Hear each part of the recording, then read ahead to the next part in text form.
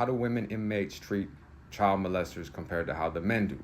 Now, when it comes to a man's prison, it's a lot more violent, more manipulative, cut your throat in your sleep, poison your food, and not even think twice about it. The officers are throwing the child molesters off the top tier, putting them in the cells with people that are going to maim them and walking away for 15, 20 minutes. And a lot of times you put a child molester with any inmate in the prison system, they will kill them and tell the officer that's why they killed them. Other times it's monetized, where they'll reach out to the families, extort every member in the family. If they have groupies, they'll go after the groupies, they'll get their mail. Everything is violence, money, and torture. They'll stab them, gut them, impale them, the worst. Organizations will go after child molesters like this. They will purposely talk to an officer and have them put a chomo near someone that's trying to be a rising star in an organization or is probating to be in the organization. And if he doesn't follow the laws where he must slice one or kill one immediately if it's in his presence, then he won't be part of that organization. Officers accidentally open the door of the cells and people rush in there, or say a blind spot happens and an officer is busy for 20 minutes, they get gutted and they get mudded out. Bad, for real. Now, obviously we're here to talk about how the women treat the child molesters. In comparison to that, they are actually more scary, because they're not gonna go and just slice one's face open and show the whole tier what they did to this chomo. They're gonna meticulously destroy this person. They're going to poison their food. They're going to not poison their food and tell them it's poison. They're going to get a hold of their mail and start writing their families, their friends, their sugar daddies, whatever it may be. Women don't form organizations like the men do, where they are trying to fight for the power, the dope, and yes, they all agree on one thing, that you can kill a child molester at any chance given.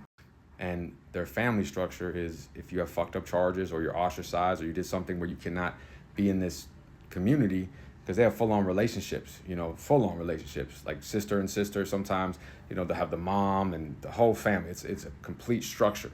So when they go after somebody, they'll grab her feminine products and they'll destroy them, poison them, take them away. She'll go get them and they'll go break into her cell, take them, and then she won't have them and she'll be scared to use them. She'll be freaking out. She won't know if her food's poisoning, so she's getting infections. She's getting sick from not eating and then eating poison. Her feminine and hygiene products are missing, or when she does have them, they look tampered with.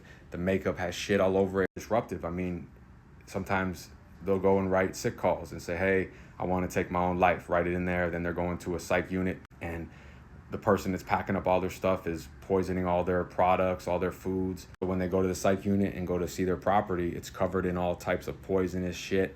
So they do this day in and day out because they don't want to disrupt their family structure. They don't want to get moved or transferred, where in the men's prison, it's like, I'll stab a chomo, slice him in the face, get transferred, and do it again there. And it'll just keep happening because there's no real friendship. There's no real family that I have alliance to, where they actually pull on a full-on household unit, every level of family they have for each other.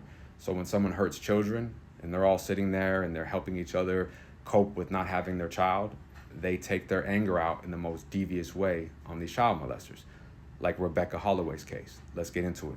Rebecca Holloway, a 31-year-old convicted child rapist, found dead in her cell at the HMP in Durham, England, February 13th, 2025. Authorities reported that she was found hanged, and her death is not being treated as suspicious. Holloway, who is serving a 12.5-year sentence for her involvement in the sexual abuse of children alongside her accomplice, Oliver Wilson, whom she met on a dating app. Their crimes included the rape of a child and conspiracy to sexually assault a child under 13. Wilson received a 30-year sentence for his role in the offenses. These disgusting, vile creatures were apprehended in 2017 after Wilson attempted to purchase used children's underwear on eBay, prompting police investigation that led to their arrests. In the months leading up to her death, Rebecca Holloway, convicted of heinous crimes against children, reportedly endured relentless psychological torment at HM Prison Low Newton.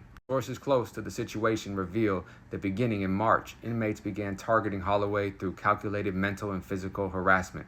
March 2024, Holloway allegedly stopped eating regularly, citing concerns that her food had been tampered with. She was reportedly sick multiple times throughout the month. May 2024, reports indicate that Holloway's feminine hygiene products were either stolen or deliberately soiled. leaving her without access for extended periods. When she finally received placements, she allegedly feared they had been tainted. June 2024, the harassment reportedly escalated as inmates intercepted her mail, with some allegedly writing to her family under her name, causing further emotional distress. Sources suggest that some inmates even reached out to her victims' families posing as Holloway or her relatives. That's cold shit right there. But you see, not any violence has happened at all. And no one is even going to get in trouble for her death. That's vicious. December 2024, witnesses claimed that Holloway had become increasingly withdrawn, rarely leaving her cell. She was allegedly seen shaking, refusing to use certain toiletries, and expressing fear that nothing in here is safe. That's a full-on breakdown. That's vicious. Time doesn't exist, only opportunity for real. That's Machiavellian to its core. By early 2025, sources report that the continuous isolation and harassment had taken a toll on her physical and mental health. On February 13th, 2025, Holloway was found deceased in her cell, her death ruled as non-suspicious, pending further investigation. Hey, that's really that art of war. The greatest victory is that which requires no battle. And when you know someone's hurt a child, we look at it as we're going to sacrifice ourselves for the child. They look at it as we got to watch her fall down, do it all herself, and we just stood and watched. And that's what she gets for fucking with kids. Very Machiavellian. I forget this piece of shit. This is her husband or boyfriend that she met on Tinder that was doing the crimes with her. He got a bin bag of soiled children's clothing was found at Oliver Wilson's home, along with a photo of a young child on his phone and a copy of the film Lolita. And this is Rebecca Holloway, who couldn't take that pressure no more.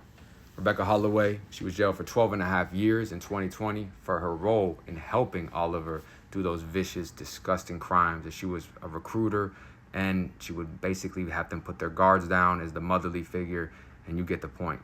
A judge would say, you derived perverted sexual pleasure from what he was doing, talking about Oliver. You were a willing, even enthusiastic participant in what had happened. The full extent of the long-term impact of what you two did to the girl may never be known, but it is clear that it has had a profound effect on her.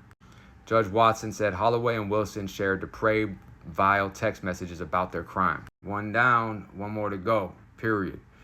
As you can see, it'll be interesting when Oliver finally has his true justice behind those walls, the comparison of how the women had this one go, this chomo piece of shit, and how the men will do it. Either way, it's a win-win situation. Stay out, stay free, us.